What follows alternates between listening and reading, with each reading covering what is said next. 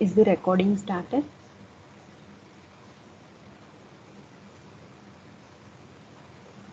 Yes, ma'am. Okay. So we were discussing about inter-process communication. Okay, so we have seen what are the basically types of processes, why we require communication between processes. Okay, so these concepts we have seen. We have seen the advantages also, then various scenarios, what happens if you don't have proper mechanisms to communicate with the two processes. Okay, then we have seen certain part of a program, we consider it as critical section. Okay, so we need scenario, we need mechanisms to ensure that only one process is in its critical section at a given time. Okay, no two processes should be in critical section. So if we don't uh, have that condition, you will be having race condition, then problems with race condition, all those things we have seen. Just quickly giving the overview of whatever was discussed. So before entering into the critical section, you need to write some code that you call it as the entry section, and after finishing the critical section, you need to write the exit code, that is exit section. Okay, and there are certain conditions by which this code is to be written. Okay, now you have a certain solutions, whatever solution you offer should satisfy these three constraints. Okay, so we have seen certain solutions like interrupt disabling, locking variables, Peterson solutions, all these things are the various available solutions. Now there is no one common solution that is suitable for all every kind of process, so it depends, everything has its own merits and demerits. Okay, now we have also discussed about sleep and wake up system call, why we'll be using sleep and what is the use of wake up. Then we have seen three classical problems of inter-process communication. One is the producer consumer problem, then how you can solve the same problem with the help of a data structure called as semaphores, or you can call it as a ADT. Then what are the various operations on semaphores? Let me have little detail on semaphores, because using this we'll be solving the next problem that we are discussing today. Okay, so semaphore is nothing but it's just a variable. This is used for synchronization. Okay, so two types of semaphores are there, counting and binary semaphores. Mostly binary semaphores are used. Okay, so before entering into the critical section, you need to perform the P operation. P operation is the wait operation or sleep operation or down operation.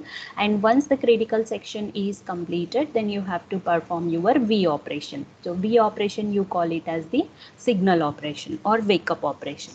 Okay. So always remember, first you have to call the wait, and after finishing the critical section, you have to call the signal operation. Okay, so how it is implemented, signal operation will be incrementing your semaphore value and wait operation will be decrementing your semaphore value, right? Then you have queues, busy waiting, you will be having, if there are number of processes that are waiting, then you can go for the queues. Okay, so same producer consumer problem or the bounded buffer problem you are solving using semaphores. This also we have discussed. Okay, then we have also discussed the readers writer problem is also discussed. So when you have one writer and multiple readers, so how the scenario will be there, that means you have one resource shared, there is one process that is modifying the resource and other processes are just accessing the resources. So in that case, how you are sharing, I mean cooperating between the processes, how communication is done, that we have seen with the readers writer problem. Okay, so this is one possible solution for the readers writer problem. These also we have seen. Right, now next problem that we are going to discuss is the dining philosophers problem. So I think we have discussed up to readers writer problem. Now, next classical problem that we are going to discuss is the dining philosophers problem. Okay, so what is this dining philosophers problem? How is it related to us, like IPC, that we will be discussing shortly? Okay, am I clear what we are going to study in today's lecture?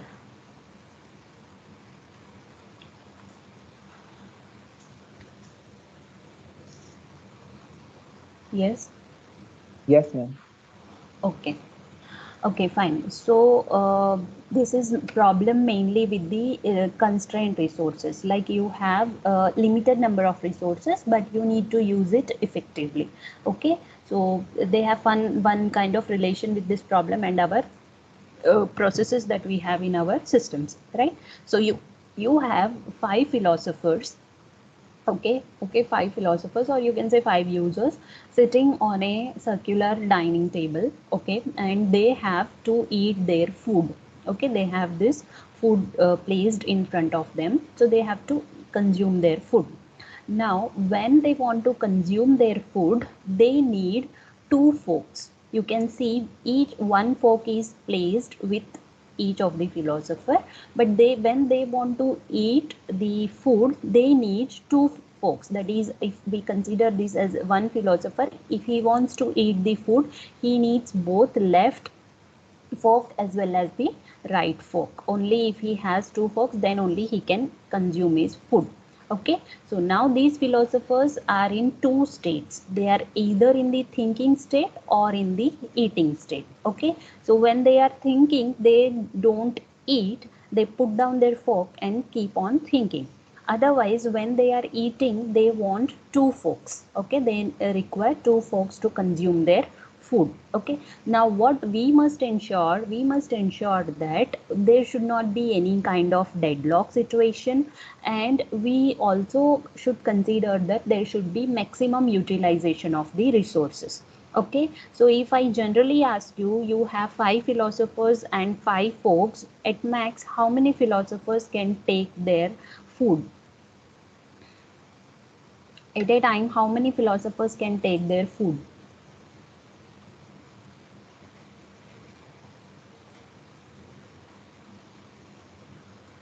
Hello. Two, Sorry, two ma'am. philosopher. two philosophers can take. Okay, so your solution must be designed such that you have at least two philosophers, they can take the food. Now suppose if I number these philosophers as 1, 2, suppose, no, we don't number it like this, we number from 0. Let's start with 0. 0, 1, 2, 3, 4. So if I number it like this, now if philosopher number 0 is consuming, okay, that means its two forks are occupied. So obviously philosopher number 2 and philosopher number 1 and philosopher number 4 cannot consume. Okay, because these two forks are occupied, and these philosopher cannot have this fork, and this philosopher cannot have this fork. Okay, so obviously the other option left is either 3 or 2. Okay, these two philosophers can consume the food. Okay, I hope you understand. That means whenever a user or philosopher is trying to eat, he picks up his left fork and then he picks up his right fork, and if both the forks are available, only then he could take his lunch. Okay, so we have to synchronize this. Okay, we should make sure that no two philosophers are taking the same fork at the same time, because in that case it will become a deadlock, right? So develop an algorithm where no philosopher starves. So every philosopher should get a chance, and there should not be any deadlock. So there are many versions of solutions for this problem. So first, let's see the first version, the very basic version. Okay, so if this is the philosopher 0, it is his fork. Philosopher 1, it is his fork. 2, 3, and 4. Okay, now we are numbering it with 0 to, because we need to derive some kind of algorithm from this one, so that we can perform the operations like mod and all easily. For that we are going with this one. Okay, now if this, in this very simple algorithm, you are just taking the philosophers. So first they are in the thinking state. So whenever any philosopher wants to eat, like after think, the next process is to eat. So whenever he wants to eat, he needs to take it his own fork, that is fork of I. Let's say I is 0, so 0 philosopher we are talking about. So if take fork of I, so fork of I is 0th fork will be taken. Okay, and another fork he should take I plus 1 mod n. Okay, so I value is 0, 0 plus 1, that is 1, 1 mod n, n is 5. So 1 mod n, what you will be getting? 1, yes, so 1. He will be taking 0th fork and first fork, okay, and he can have his food. After consuming his food, they have to just put their forks in their respective places and go on to the think state. Okay, this is the very basic algorithm, I mean very basic solution that you can give, right? uh, there is no problem if we see in the first glance that this algorithm works very well, but this problem occurs only when what happens if only philosopher 0 and 2 are always given the priority. So this is the example for philosopher 0. Let's consider for philosopher 2, I is equals to 2. Okay, I is equal to 2 means which forks he will be taking? Second fork and the third fork he will be taking. Okay, so 0 means the 0th philosopher will be taking 0th fork and first, then second philosopher is taking the third and the second fork. Okay, so at a time two philosophers can eat, but what happens if only these two processes are given priority?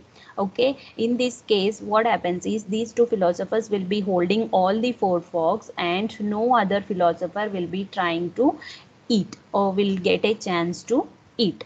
Okay, this is one problem. Second problem, let's suppose if all the philosophers take their right fork first.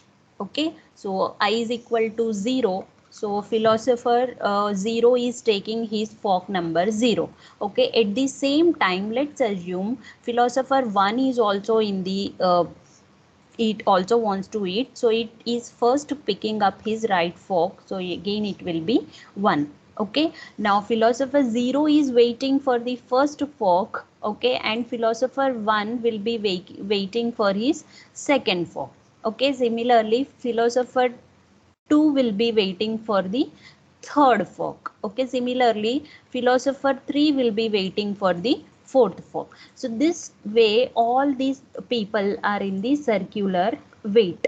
Okay, each philosopher is waiting for the other person to release the fork. Okay, they can release only after they eat. They can eat only if they have the left fork available. Right now they have only right fork available, they don't have the left fork available.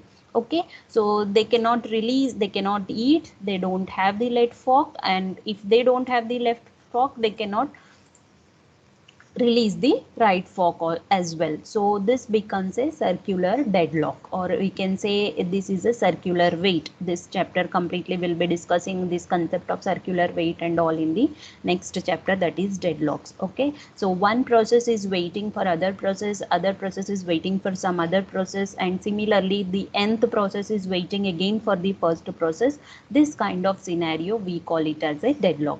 Okay, so by executing this algorithm, this kind of problems may occur. Okay, so now next see another possible solution. Okay, second option, second try we are saying, so second option. So here what we are doing, here we are picking the fork only if it is available. It is similar to previous ones. So previous one we are taking directly, but in the second case what we are doing, we are taking the left fork only if it is available. You are checking the condition. If it is available, then you are taking it. If it is not available, then you are simply placing the first fork also in its place. Okay, so let's say again take philosopher 0. So philosopher 0, he is taking the fork number 0. Philosopher 0, he is taking the fork number 0. Okay, now if he wants fork number 1 also, so what he is doing, he is checking whether this is available or not. So if it is available, then only this code inside the loop will be executed. Okay, if it is available, then he will be taking the fork number 1 and he will eat. Now he has got 2 forks, so he will be in the critical section, that is eating is the critical section, so he'll eat and then put the fork back. Okay, otherwise if this fork is not available, then he has to put the previous fork also back in place. okay, so that it may be available for some other philosopher. Okay, so again this solution is also probably correct. Okay, when we see in the first glance, it also seems to be correct problem. Okay, again here the question, the point remains the same. If let's say if philosopher 0 is taking fork number 0, and at the same time philosopher 1 is taking fork number 1, and at the same time philosopher 2 is taking fork number 2. So similarly, if everyone is taking their right fork, okay, and everyone else is waiting for their left fork, if they don't have left fork available, then everyone will be putting down the their right fork also. Okay, and they will be going to the sleep state, right? So this could also take I mean this could also lead to a possible problem, because this leads to philosopher taking the fork and putting down continuously. Okay, they will be taking, but they find the other one is not available, so they put down their own fork. Okay, so this can happen repeatedly. So again, this is one possible solution, but will not work in all circumstances. You will have problems like, again, continuity is not there, no philosopher is eating the food, that means they will be going into the starvation. Okay, earlier one was deadlock, resources were not there, so they were in the deadlock. Here they have resources, but they are thinking, according to algorithm, they are thinking other philosopher is holding the fork, they cannot release it, so they are putting their own fork down and they are in the starvation, right?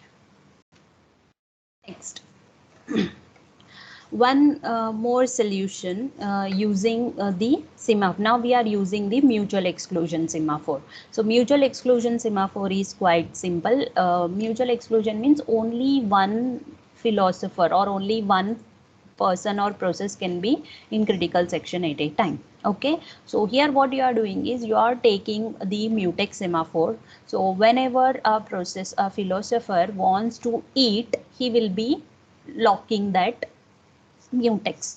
Okay, so initially mutex value is 1. Whenever, let's say, philosopher 0 wants to eat, he is in the thinking state and he wants to eat, so he'll be making mutex value, weight of mutex, that means mutex value will become 0. Okay, once mutex value is 0, that means no other philosopher can enter into the critical section. So this is your critical section part, no other philosopher can enter into the critical section, right? Now the philosopher number 0 will be taking his fork, and the other philosopher will be the other fork also will be taken. He will be eating, he will be completing the process, putting the forks back in the place, and then he will be signaling it to 1. So once it is signaled mutex, you give a signal operation on mutex, that means the value will be incremented and it will be set to 1. So once it is set to 1, that means other philosophers have a chance to eat. Okay, so other philosophers now can see the mutex value is 1, so now they can try their own ways to put like, if they want to get into the critical section, they can try with the weight option of mutex and all these things. Okay, now this is one kind of good solution where you don't have any kind of deadlock or starvation. Okay, but again one problem is there, because in the starting I have asked you how many philosophers at max can have their food. Okay, so at max we have 5 folks, so you can have 2 philosophers dining at a given time. Okay, so according to this solution, only one philosopher can eat at a time. Okay, because you are putting the lock, that if one philosopher is telling I want to eat, then all the forks are in the lock state. Okay, no other philosopher can take the fork. Okay, they can take the fork only when they finish this weight operation. Okay, and when weight is 0 here, other cannot perform the weight operation, because you cannot reduce 0 to -1. Okay, the weight operation will not work. The semaphore, this is a semaphore, so it will not work like that. Okay, you all know those things. Okay, so this is one probable solution. So if you are asked to give solution using mutex, this is also one can be given, but here the problem is only one philosopher can eat at a time. Okay, now next solution. is how we can make sure that two philosophers can eat the food at the same time. Okay, so here what we are doing, instead of using one semaphore, you are using array of semaphores. Okay, we are using a array of semaphore. Okay, and one condition that is specified, that condition is a philosopher can only move to eating state if neither neighbor is eating. Okay, this is one condition. That means if philosopher 0 wants to eat, he first needs to check 4 and 1 are not in the eating state. Okay, and in this solution you have defined, sorry, the author has defined 3 states. One is the hungry, one is eating, and another is thinking. Okay, when you are in the thinking state, you're not eating, right? And again similarly, when you are in the eating state, you're neither in the thinking or hungry state, and you can eat, you can go into eating state only if you are hungry. Okay, so like this 3 states are defined, and a one semaphore or one philosopher can enter into eating state only if the other two philosophers, the left and right philosopher, are in the thinking state. That means they should not be in the eating state. Okay, so your algorithm starts here. Okay, this is the algorithm here, it starts here. Now whatever is the philosopher, so in Thai, let's say first philosopher you are doing, he is in the thinking state. Okay, now when he wants to eat, he will be taking the fork, and once he finishes eating, he puts the fork back into the place. Okay, so what are the conditions that we have when he wants to take the fork, that we will be seeing.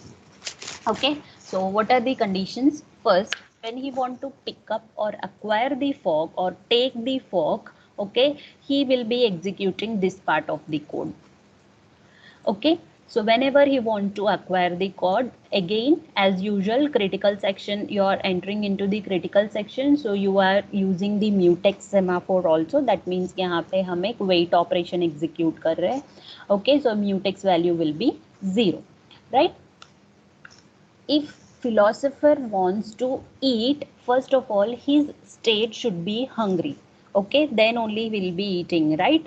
So he changed the state from he was thinking, change his state from thinking to hungry. So now the philosopher is hungry. Now as discussed, a philosopher can eat only if his left and right neighbors are not eating. So to check that one, we are going for this test condition. So this test condition is this one. Okay, so if a philosopher wants to eat, his state should be hungry, and the left and the right philosopher should not be eating. Okay, only then we can change the test state of current philosopher to eating. Okay, so philosopher I, that is 0 in our case, he is hungry, and philosopher 4 and philosopher 1 are not in the eating state. Only then we can give the permission to this philosopher to go into the eating state. Now once this philosopher is into the eating state, okay, is eating, now you can release your semaphore. Okay, this semaphore is the array of semaphores that we have initially initialized to 0. So you can now release this semaphore, right? So once that is released, you can exit your critical section, and if you don't require your forks, then you can just perform a down operation. Okay, now similarly, once this operation is done, he can go to the eating phase, and once he has gone to the eating phase, after that he have to put his fork back. Okay, now this is the code for putting the forks back. So enter the critical region. So once he is putting the forks back, that means he has finished eating. So again go back to the thinking state. Okay, and you can test left and right. That means if you want to see if neighbor can eat now, they can test. Okay, and you can give a signal to that particular semaphore, whichever semaphore you are sending, left and right. The philosopher, you can give a up signal. Okay, ठीक है, and then you can exit your critical section. So this is how the solution can be designed for dining philosophers problem. Again, I don't say that this is the final solution. Okay, this is what is specified till now in your William Stallings or Galvin, right? So there are so much of research and everything is going on, like what is the best way still to optimize this solution without using so many semaphores and all. Okay, so this is how you can share the resources. Now consider the as your users of a system, and you have limited resources. Okay, and you have to use these limited resources and accomplish your task with all the conditions.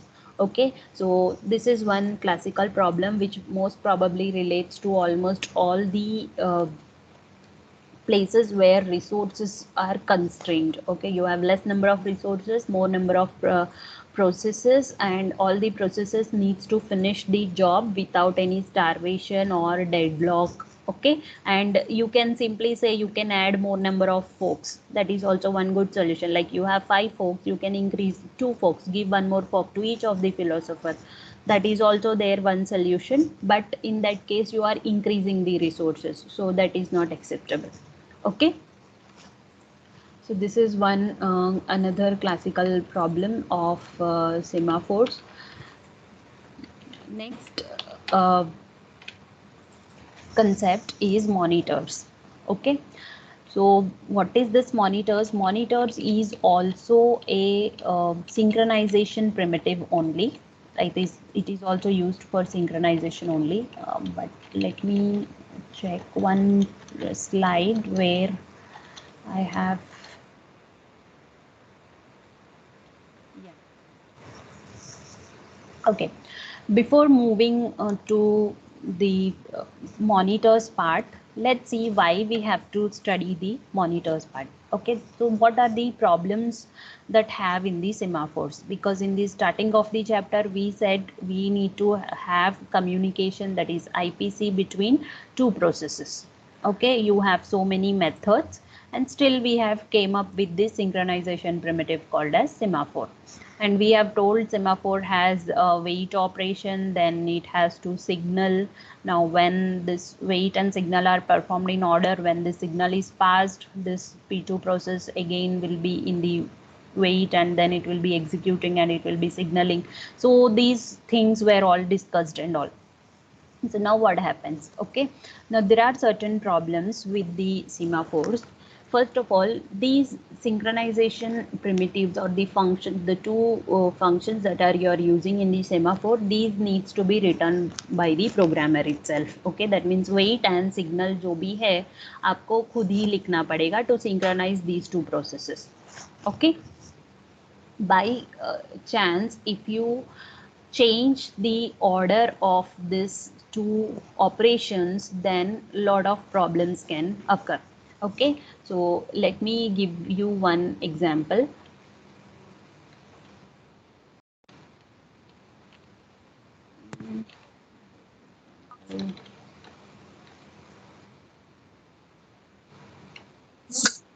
પ્રોબ્લેમમાંથી આઈએસ ઓછામાં ઓછા time કેને જોઈએ તો બધા સાચા પડે hello, किसका म्यू माइक चालू है?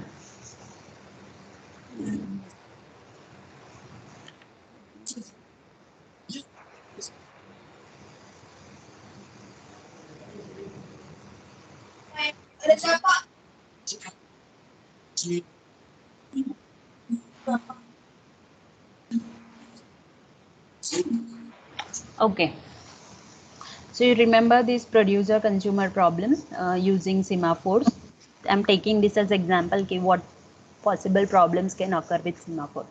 So if you remember this, whenever we are entering into the critical section, we are executing this code. That is, first you have to make sure that your buffer is empty, that is wait of empty or down of empty we are doing. So first operation is wait, and you are doing it on empty semaphore.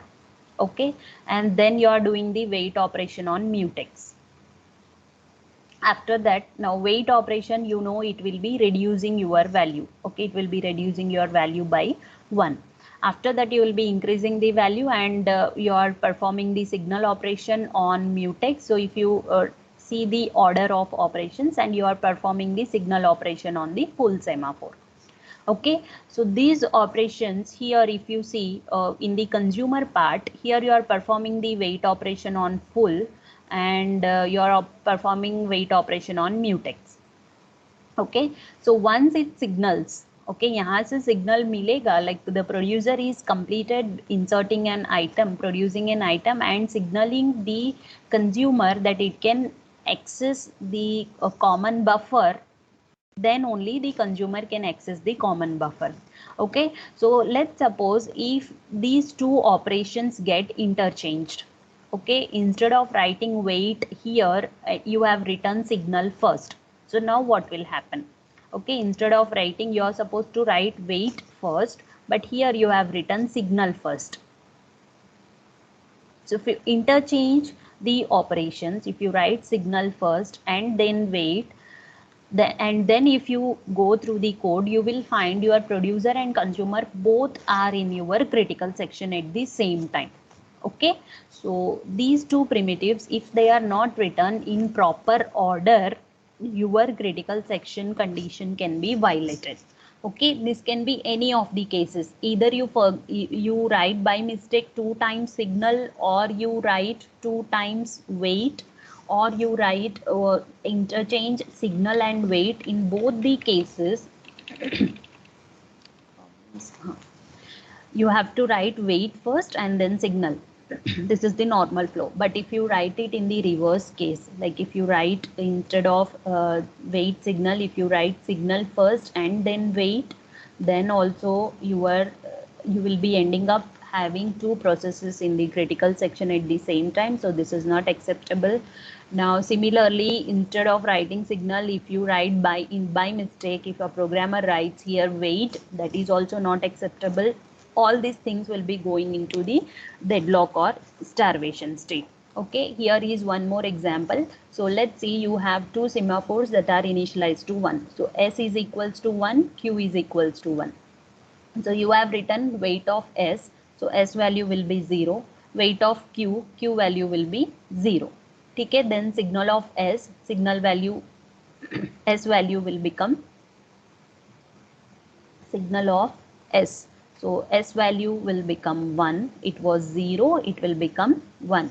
Signal of Q, again Q value will become 1. Okay, so here if you see, P1 process is waiting for Q.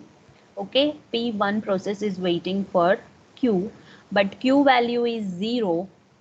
You have to signal Q operation prior to S. Okay, so if you are not doing that one, then P1 process will be waiting for the Q operation and it will not proceed further. Okay, so this kind of scenario can lead to your indefinite blocking. Okay, what I mean to say in short is, semaphore is synchronization primitive, of course, but here the primitives are written manually by the programmers. The synchronization primitives are wait and signal here. So these are written manually by the programmers. So in case if they are misplaced or exchange of, or if they are not written in a proper order, then you can have problems like deadlock or starvation. Okay. So to avoid these, we have another synchronization program that we call it as monitor. Okay, so in monitor you have everything put together inside the monitor only. Okay, so it's a kind of package. You can consider it's a kind of ADT हम बोलते हैं ना, abstract data type. You can consider this also as an ADT. So you have this monitor as a collection of, you have procedures, you have various variables, you have data structures, then you have some kind of what do you call synchronization primitives. Everything is within this one only. You need to just call the functions in the monitor and you need to take the results. it is not the responsibility of the programmer to ensure that these are executed in a mutually exclusive manner, or they are providing, or they are following the critical section conditions or not. It is the headache of the monitor. You as a user, we are not supposed to take this task of doing the things at our end. Okay, that is the only difference between semaphore and monitor. So it can, the processes can call these monitors whenever they want. They cannot directly access the data, but they can call the procedures and take the help of the procedures to execute the functions, various critical section operations. Okay, so that we call it as a monitor. So this is one structure of a monitor, how you actually write the monitor. Like I have told you, you have some variables, some procedures, some condition variables, all these are there. So any process, if P1 is a process and it is a producer process and it wants to call this producer, so P1 dot producer, it can be called, and this process will be executed in exactly the keeping in mind the conditions of critical section. Okay, we don't need to ensure when we have to give wait operation, when we have to give signal operation, all those things we are not supposed to take the care of. Okay, so this is the monitors have an important property that makes them useful for achieving mutual exclusion. So that I have told you already. In a monitor, only one process can be active. Now you have certain monitors. If you see in the Galvin version 10, it is given, you have certain monitors which allow two processes also, but that depends. That whether the first process is in the block state or is it is waiting for resource. So like this, there are some advanced topic also, but we are not going into that depth of the concept. We are just having the overview of what a monitor is and how a process can call it. Okay, so that is what we are discussing here. Okay, so again, we can perform the same two operations, wait and signal. Okay, the same two operations. So here we'll be solving the same producer consumer problem with the help of monitors also. We'll see how you can solve it with the help of monitors. Conditions are same. The producer should signal when the buffer is full, the consumer should signal when the buffer is empty. So these are the description for that one. I'll directly get to the code and explain to you.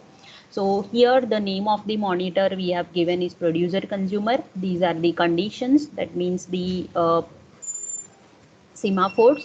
Now you have count, there we used to take the size, here we have taken the count. You have two procedures, one procedure is to insert, other procedure is to remove.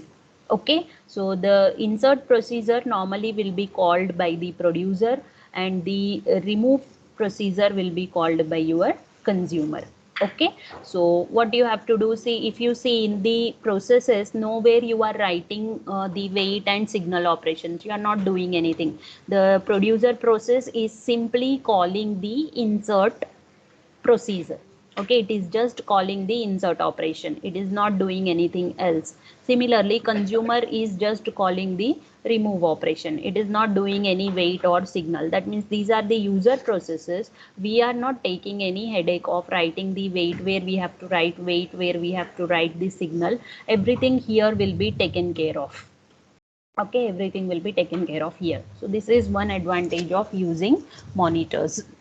I hope I am clear with the concept of monitors. They are similar to semaphores, but only condition is they manage everything within itself. Okay,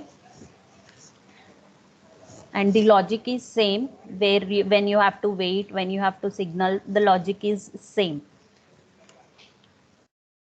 And another technique for inter-process communication, that is message passing, that we have already discussed in the starting of the syllabus and syllabus nahi, starting of the chapter, how you can send and receive messages. So two methods हमने देखे थे ना message passing के, एक shared memory method था और message passing method था.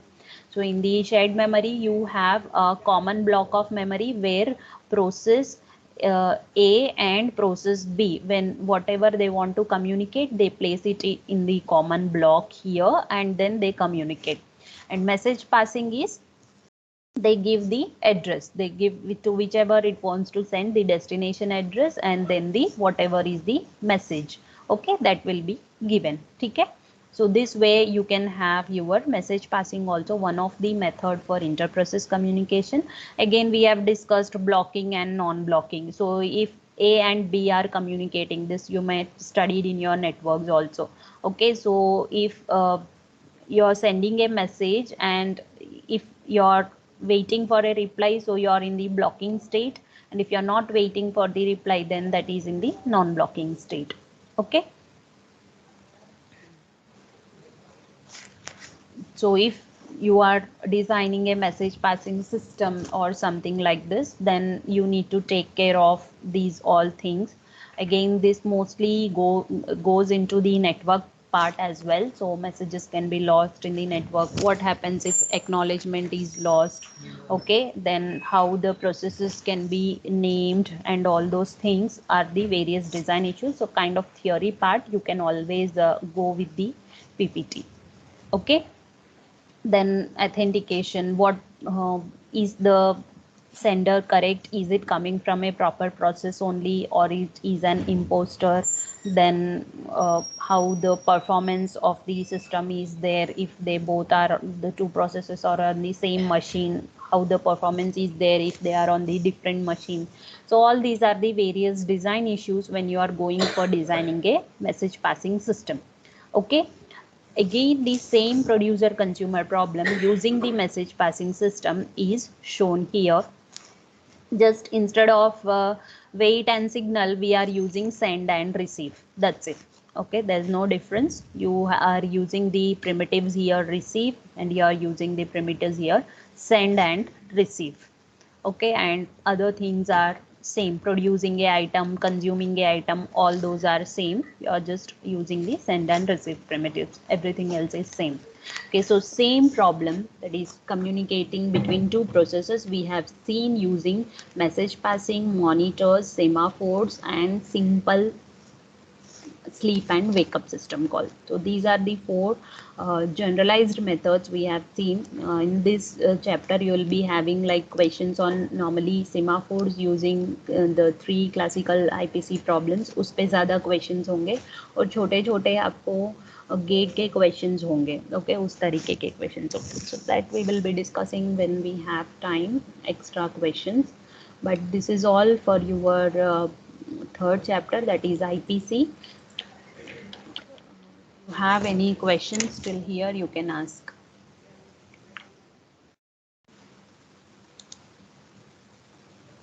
Any questions?